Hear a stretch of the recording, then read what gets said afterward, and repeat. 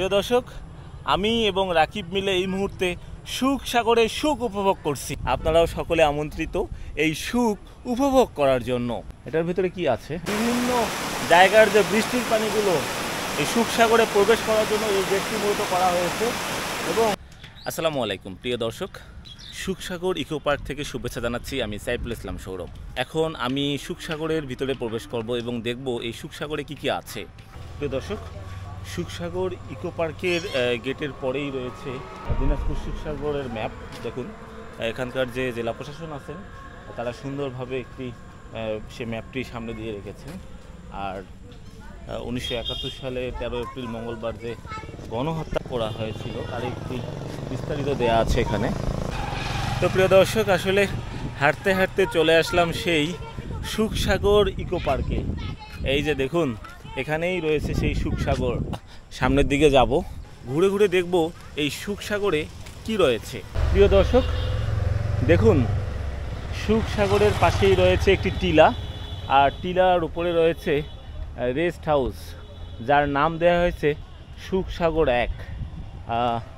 আমি ধীরে ধীরে সে জায়গায় যাব এবং আপনাদেরকে দেখানোর চেষ্টা করব যে দেখুন, ধীরে ধীরে সেই টিলার উপরে যে একটি রেস্ট হাউস আছে সেখানে যে আপনাদেরকে দেখানোর চেষ্টা করব। সিঁড়ি বেয়ে বেয়ে উপরে উঠতে হচ্ছে। এই যে দেখুন, কত সুন্দর একটি রেস্ট হাউস তৈরি করে রেখেছে। কত উঁচু টিলা, মাটি থেকে অনেক উঁচুতে। এটার ভিতরে কি আছে অ্যাকচুয়ালি কিছুই দেখি না, এখন একবারে পরিত্যক্ত হয়ে আছে। দেখুন প্রিয় দর্শক, মাটি থেকে নিচে রাস্তা দেখতে পাচ্ছেন, অনেক নিচে রাস্তা। সেখান থেকে সেই টিলার ঠিক উপরে আমি আছি এবং আমার পিছনে একটি রেস্ট হাউস রয়েছে।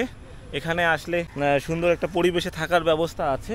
আর এখানেই এর পাশেই রয়েছে দারুচিনি নামে একটি রেস্টুরেন্ট। দেখুন প্রিয় দর্শক, এই যে দেখতে পাচ্ছেন আমার পিছনে টিলার নিচে, এই যে দেখুন কত সুন্দর একটি রেস্টুরেন্ট।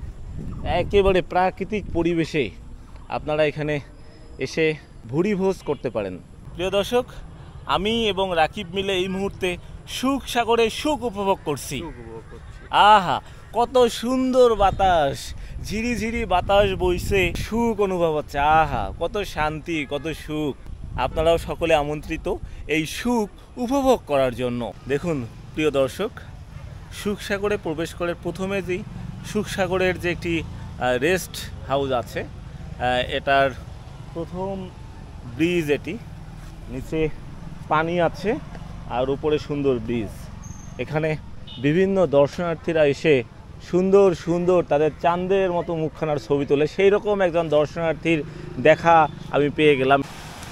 দেখুন প্রিয় দর্শক, এই সুখ সাগরে এসে পানির যে একটি গেট রয়েছে, সুন্দরভাবে ওই পাশে যে পানিগুলো আছে, অর্থাৎ বিভিন্ন জায়গার যে বৃষ্টির পানিগুলো এই সুখ সাগরে প্রবেশ করার জন্য এই গেটটি মূলত করা হয়েছে।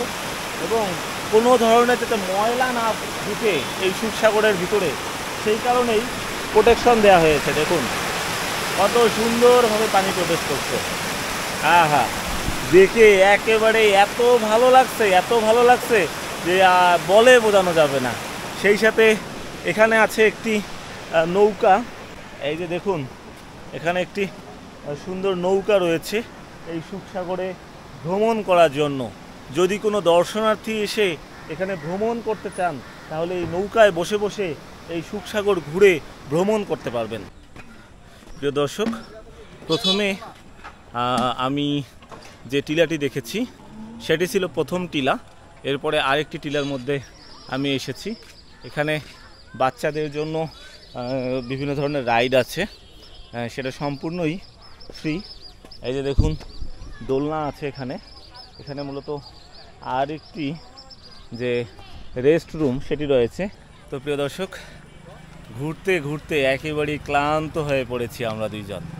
তাই হ্যাঁ, একদম নেতিয়ে পড়েছি। তাই একটু বিশ্রামের জন্য এই যে এখানে সুন্দর একটি, এটাকে কি বলে, সুন্দর একটি দৃশ্যমান ব্রিজ, সুন্দর একটি ব্রিজে দাঁড়িয়ে পড়েছি। আমরা আরও সামনে যাব, আরও কিছু দেখাবো। তো সাথেই থাকুন, দেখতেই থাকুন। তো প্রিয় দর্শক, আমার পিছনে যে গাছটি দেখতে পাচ্ছেন এটি মূলত তেঁতুল গাছ। আরে কত সুন্দর তেঁতুল গাছ! আর এখানে এসে এত সুন্দর একটি তেঁতুল গাছ দেখব আর সেই সাথে সুন্দর সুন্দর ছবি উঠাবো। ওটাও ছবি। তো প্রিয় দর্শক, এই সুখসাগরে এসে এরকম দেখুন আমার পিছনে সুন্দর সুন্দর টিলা দেখতে পারবেন, একেবারে সবুজ অরণ্যে। এখন আমি সবুজ অরণ্য দিয়ে হাঁটছি মূলত, যদিও এই গাছগুলো বর্তমান সময়ে লাগানো। এই যে দেখুন সেই সুখসাগর, প্রাচীন একটি পুকুর, তার পাশেই মূলত এই টিলা। আর যে গাছগুলো লাগিয়েছে ইউক্যালিপটাসের গাছ। এখানে ইউক্যালিপটাসের গাছ বাদে অন্য কিছু গাছ লাগানো যেতে পারতো। আমি যদি পুকুরের কাছে, সাগরের কাছে, সুখসাগরের কাছেই নিয়ে যাই, আর এই দিকে দেখুন সূর্য, লাল সূর্য ডুবু করছে। এই যে দেখুন কত সুন্দর বসার জায়গা আছে।